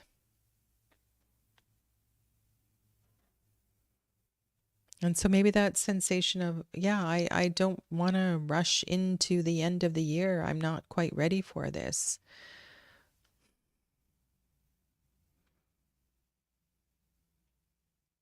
If you're thinking Waite Smith illustration, Nine of Pentacles, and you're looking at the listen card, doesn't this kind of make sense?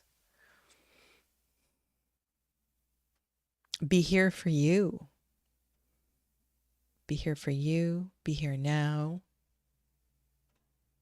I'm really intrigued with the way we have this foundation of 4, and then we have a center coin, and then another foundation of 4. We could also turn this card sideways.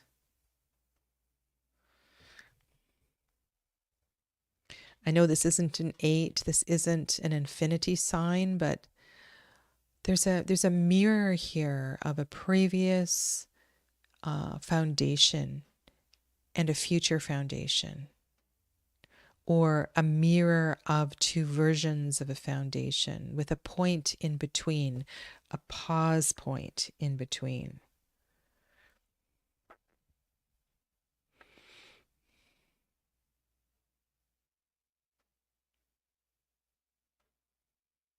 Look at all that you have.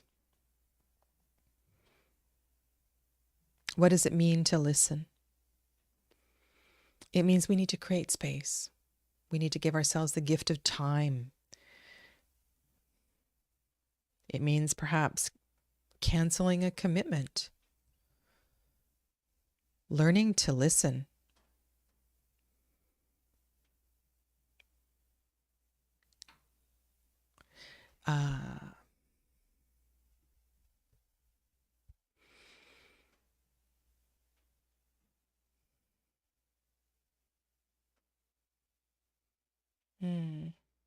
Thank you for that feedback, Amelia. I appreciate it. And I'm not sure why I needed to put that card on its side. Maybe because that top 4 felt so heavy on the bottom 4. And I'd like you to see this in different ways. But there's a space in between all that surrounds you. And there are connections and weaving through of the energy of the plants. And it, it will still be there when you get back. It'll still be there when you get back. Don't worry that if you leave it alone for a little while, it'll disappear. I don't know what that means to you. And then, so I also have my back. So I was talking about shoulders. Now it's going down to the back of my heart. So this for me is always grief, unprocessed grief. So why do we need to listen? Why do we need to pause? Why do we need to take a time out?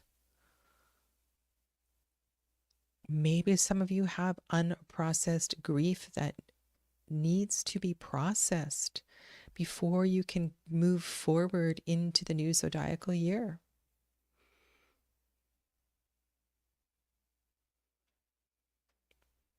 It's possible.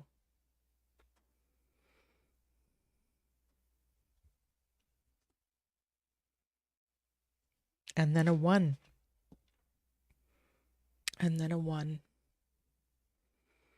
A 9 and then a 1.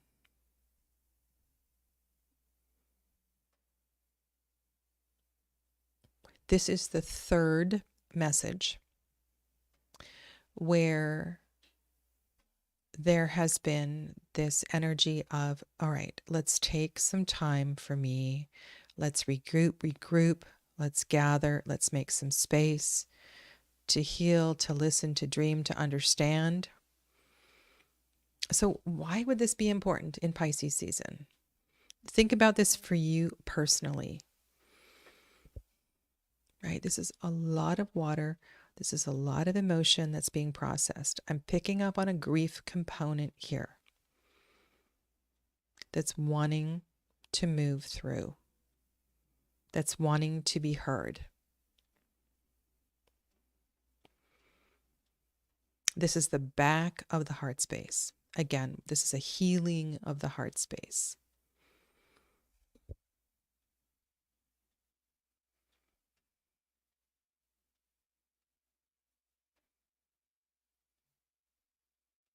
Okay. And then you're saying, well, what's the one? What's the magician? Ones are new beginnings. They are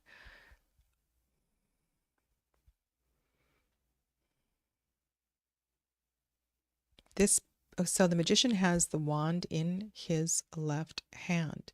He's looking down at the table, at all of his resources and what he can use these resources for, to create, to connect, to, I mean, you choose a verb. It's a great card to complete, to transition from the end of this zodiacal year into the next year. Interesting that we had the Fool for the previous sign. This one has the One. I wonder if we'll have the High Priestess for the final sign. Sometimes things like that show up. But definitely take some time for you, for some healing, for some space. Okay? All right.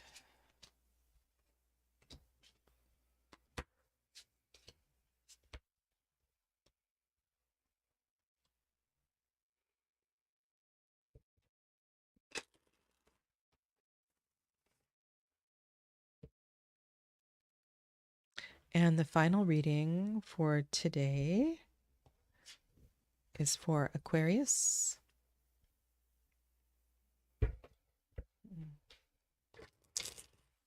How are you feeling in this final day of Aquarius?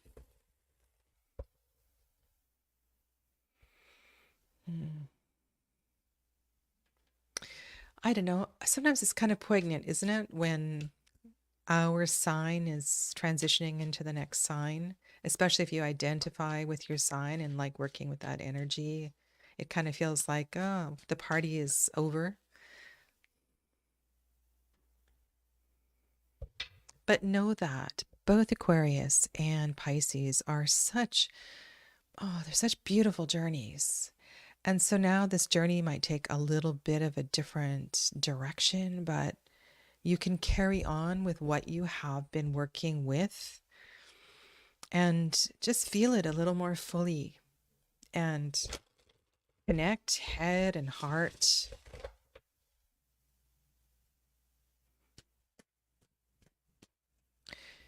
And transition the altruism really through the heart space. Feel it in a way you haven't felt it before. And know that you can carry on and continue this work brilliantly. It's a really good season for you.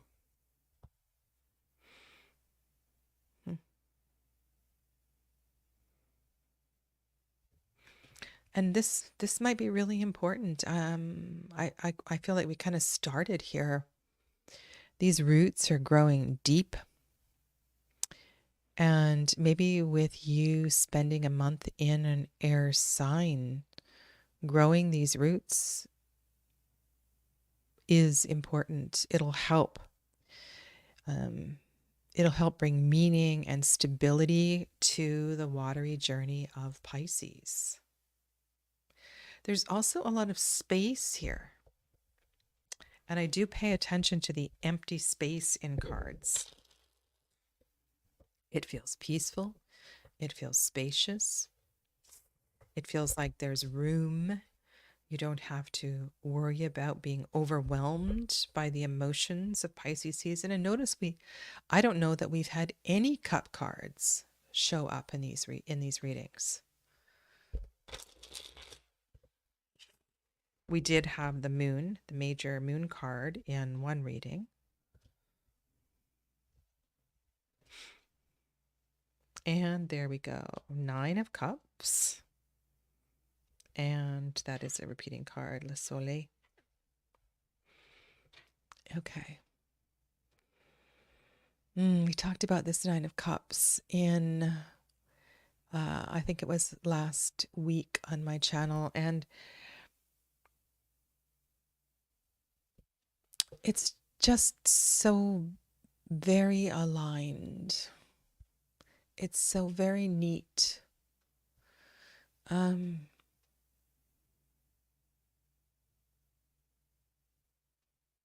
sensing something different here that I want to say. I really like the spaciousness in the central card. And I know 9 of Cups plus Sun plus Grounded is a beautiful reading. So yes, don't take me the wrong way. This is, good observation, Clevis. The roots seem to be in water. So this is a really nice message. 9 of Cups plus Grounded plus Sun. Yes, looks like it's going to be an amazing month for you. But those 9 Cups, can we give them a little more space?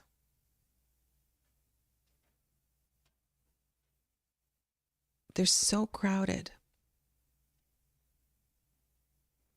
It's like I want to arrange them in a circle. I want to give them some more space. I want to let them breathe. I want to knock some of them over, let some of the water run out.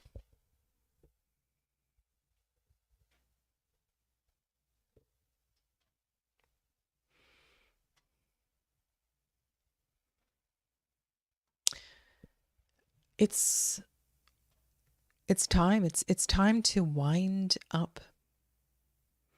I was talking about grief in the last reading, and this is a really good place to come to closure emotionally.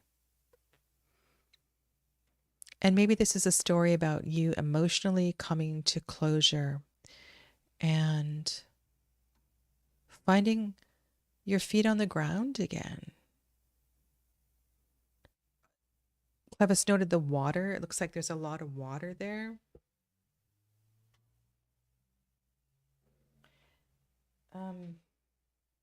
But you feel nourished.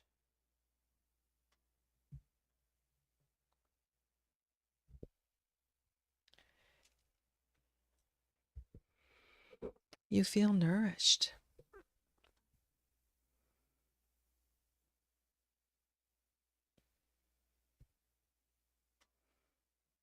Also, look at the tree, how there's 2 primary branches, and then there's 2 figures in the Sun card. I wonder if this is about bringing it back to 2.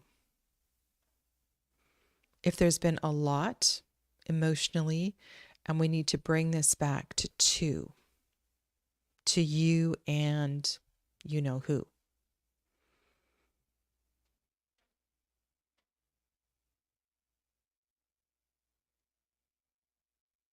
It can also reflect the happiness and the contentment with the other.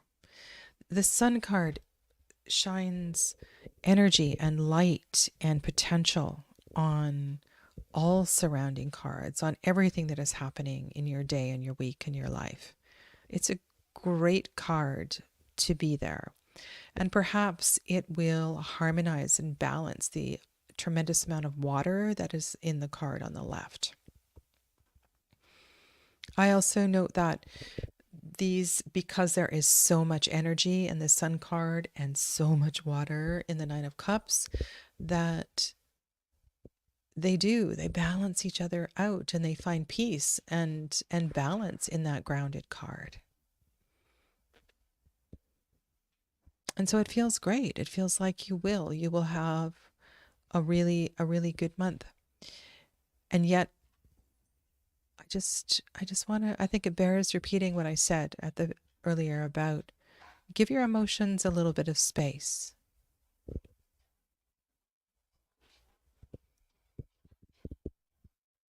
Give your emotions a little bit of space. Now, the 9 of Cups is a Pisces card. It is the central decan of Pisces. It is rich and full. It is divine by number. It is complete. It is heart fulfilling. And it is equally overwhelming. So feel it fully. I think that's also important to say. To feel it fully. That weird noise, if you can hear it, is Amber slurping in the background. Yeah. This central tree looks as if it's healing. I wonder if there was a larger piece that broke off. It doesn't look like a new tree. It looks like an old tree that is healing. It's reestablishing itself. Maybe after years of rebuilding. So I want to go back and remind myself where I am. Aquarius. Okay. Altruism.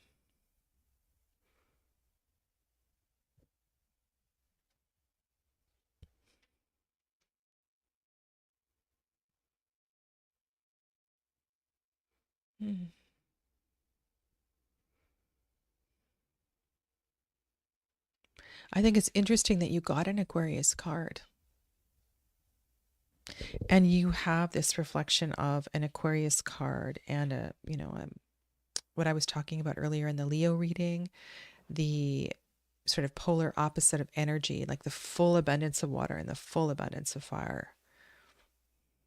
You have it all. This is a really good month for you. So I would, yes, Dee, thank you for that.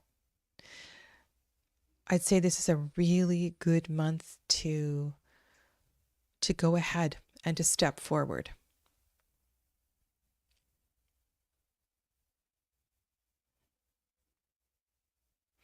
And do so with equal amounts of pride and humility. You have worked hard to get where you are. Be grateful for your roots and be grateful for the new branches that are growing overhead. Okay? Thank you. All right, my friends, that is a wrap up. That is a wrap on the readings for Pisces season.